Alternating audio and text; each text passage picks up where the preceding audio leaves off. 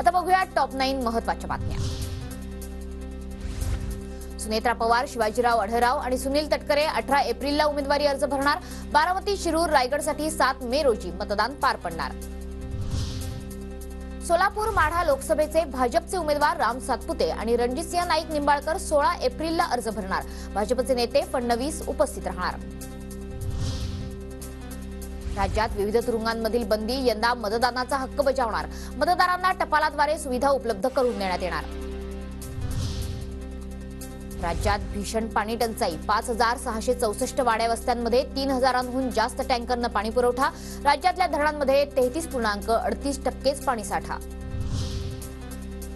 विदर्भात अवकाळीचं थैमान, बुलढाणा जिल्ह्यात जोरदार वादळी वाऱ्यासह गारपीट। मुसळधार पावसामुळे शेकडो हेक्टरवरच्या मका, कांदा आणि ज्वारी पिकांचं नुकसान।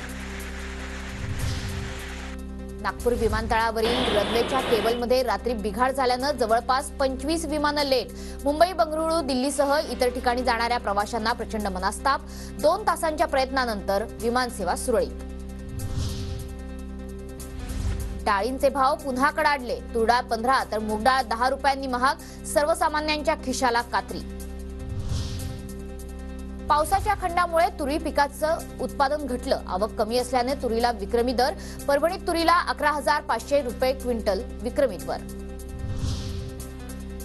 नंदुरबार लोकसभेसाठी वंचितकडून हेमंत सूर्यवंशी यांना उमेदवारी जाहीर। नंदुरबारमध्ये अपक्ष उमेदवारांची संख्या वाढणार।